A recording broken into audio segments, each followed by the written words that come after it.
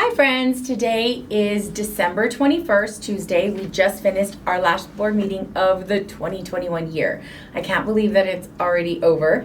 This is going to be my last recap of the year.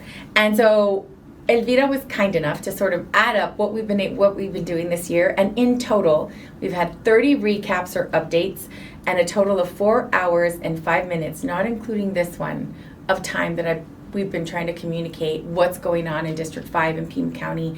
And so if you haven't had an opportunity to like, subscribe, we have more information on the newsletter. We're doing what we can to ensure that we are getting information out and making this whole process in Pima County as transparent as possible. So we'd really appreciate your help in sharing and liking any and all of our items. So thank you so much.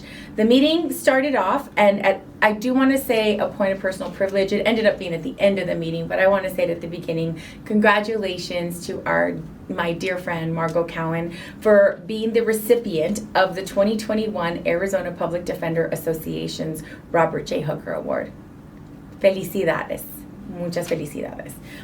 So I'll go ahead and go through the meeting. Again, I'm only highlighting the items that kind of stood out for me, but feel free to hit the link and you can see all of the items that were on the agenda.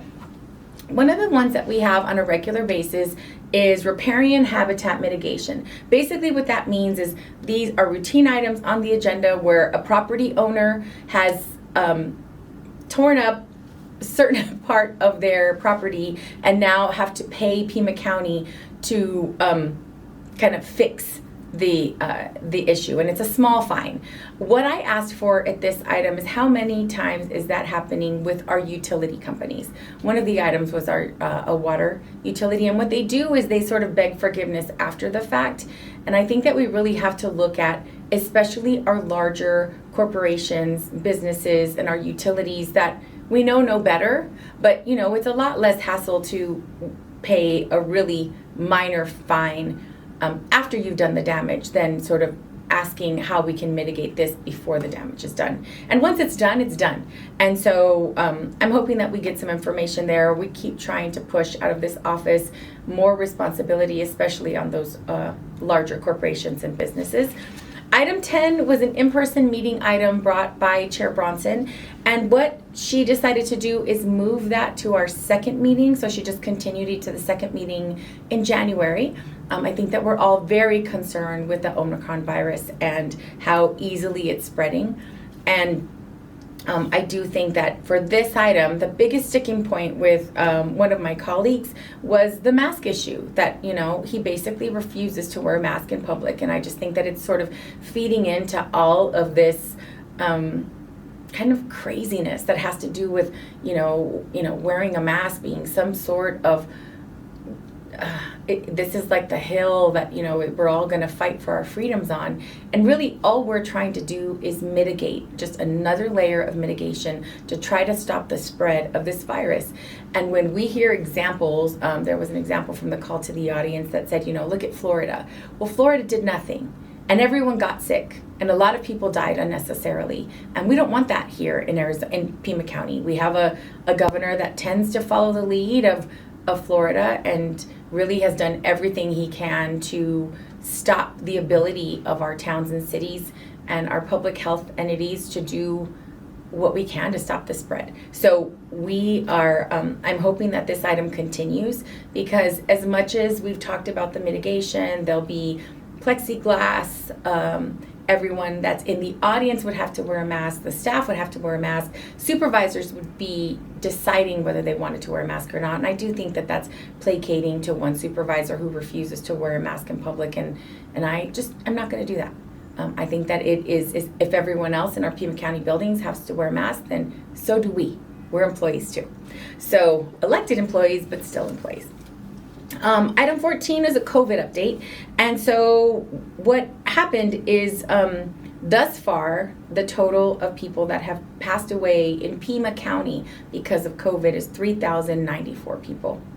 And so for all of those families that are mourning the loss of people in our community, I know that we've all been touched with at least one person that has passed away that we know personally, or we know their friends and family.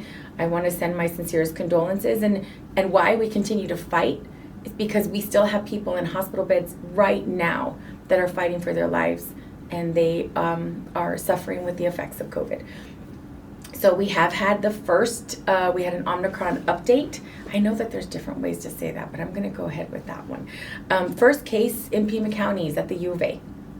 And so they were able to detect it. And so Omnicron is here in Pima County. So it is much more highly transmissible than the previous variants. And so please do what you can to wear a mask. And I think that it was because of the data that we received here, and I'll give you some of that.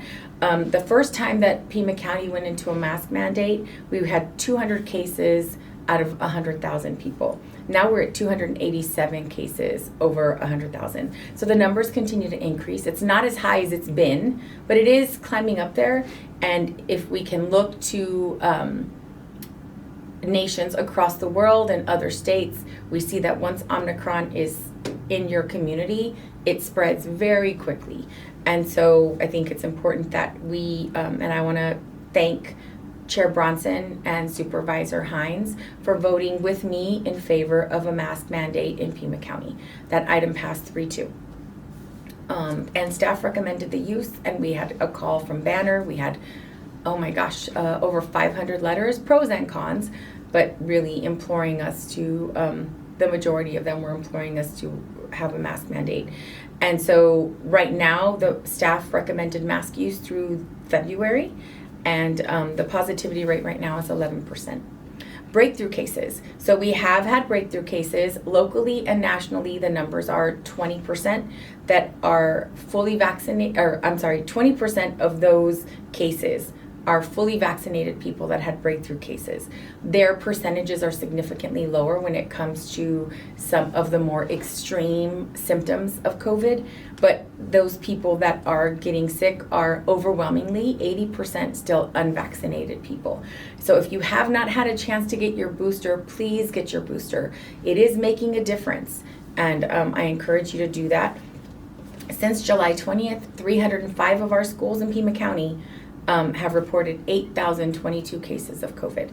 And so again, just vaccinate your children, make sure to get boosted so we can do what we can to protect each other and our families. I want to remind you that all of the standalone sites that of Pima County, the Abrams Center, they all have free COVID tests. Our libraries have free COVID tests, so please go by. You can pick some up, take them to your family. Let that be one extra layer of protection that you have when you get together with your family. I know if you're like I am, every time we get together, there's always this fear, because what ends up happening is if you have COVID, you're spreading it to the people that you love and care about the most. And so let's do what we can to try to protect our families. I did want to note that only 1.9% of those fully vaccinated people are in hospitals. So it is making a huge difference to those that are really getting sick. So please get vaccinated. And fully vaccinated is the 2 doses of Moderna, Pfizer, or the 1 of Johnson & Johnson. We're not even factoring in boosters yet because they haven't been around as readily available as they are now. So I do think those numbers would be even lower if people were also getting boosted.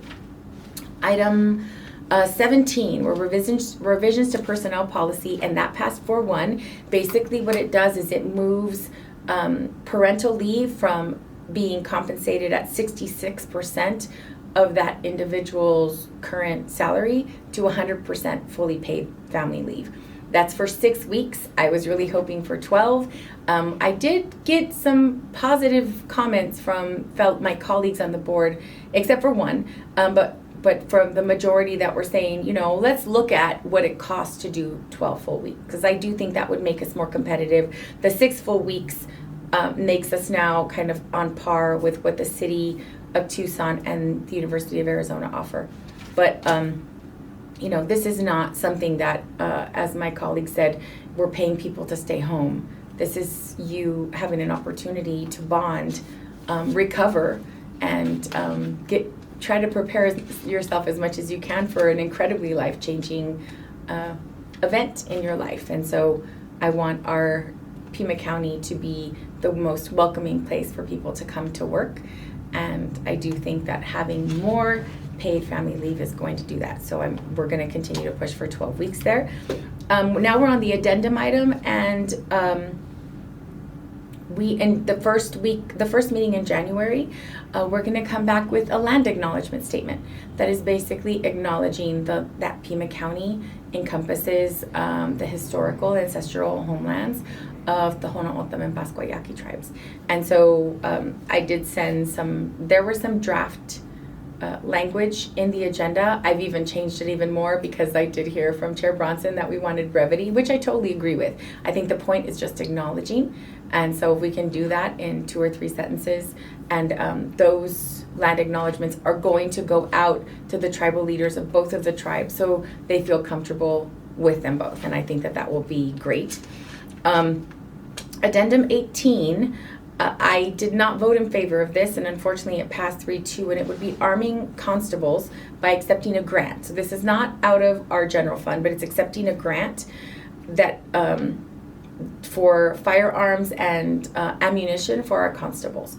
And we had no information about the training that our constables go through in order to be prepared to carry a firearm. We know that the appointment of the constables it's not a requirement to have that sort of background in law enforcement or any kind of license to carry a firearm, and for the election it's not required either. And so since we didn't have any information about that, I would prefer, and I joined Supervisor Hines in really opposing having our constables armed with deadly weapons. And so those were the big issues. There was one other issue that I want to bring up, and it's the Redistricting Advisory Committee. I was really advocating for the people that are going to be part of that redistricting committee, and that is going to affect our community for the next decade, that they live in Pima County, ideally that they are in the district that they're representing.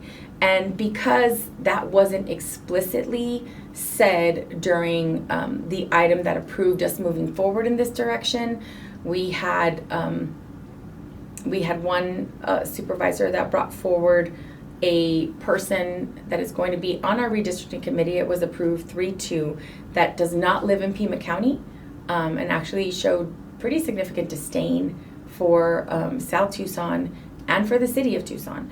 And so based on their own social media post. So I voted against that specific appointment, but he is going to be joining our appointment from District 5, Dr. Agustin Romero. So I wanted to thank him for again offering to serve in this capacity.